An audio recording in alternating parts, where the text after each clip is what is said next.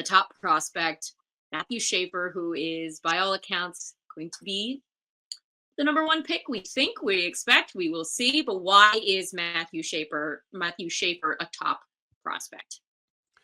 Well, Matthew Schaefer, he's a very unique defenseman in that he's so accomplished already. He has good size, he skates well, he plays both ends of the ice. He can take over a game. And there have been a lot of lofty comparisons thrown around.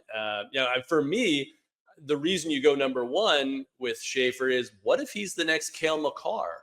And I know that sounds like pretty heady because Makar is obviously a Norris Trophy winner. Hmm. But again, like at one point, Cale Makar was just another prospect. Yeah. Cale Makar didn't even go first overall. No. But Matthew Schaefer, we've seen the high end. Yes, he was hurt for a lot of the season, and he had mono at the beginning of the year.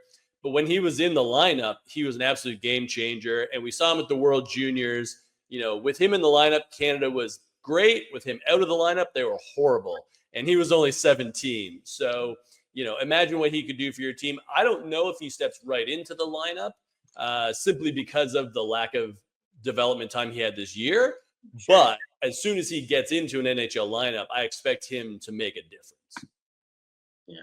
The one concern I have with Schaefer going number 1 overall, Ryan, and you look back at the draft, and it's rare that defensemen go number 1 overall. It's even more rare that that defenseman is unanimously the best player when you look back at the draft that should have went number 1 overall.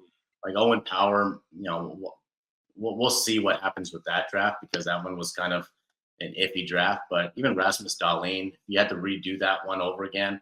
Maybe it's a Brady Tkachuk that goes number 1 overall. Maybe it's actually a Quinn Hughes even. Yeah. It's just so hard to, handicap defensemen when you're talking about the draft. Like you mentioned, Cale Makar, we look back at that draft and he should have went number 1 overall. Why didn't he? Because you don't know what you have with the Cale Makar at this age. And I think the real concern with me is, you pass on a Michael Misa who looks like, he's going to be a stud. He's going to be a center, which are really hard to find still in the NHL.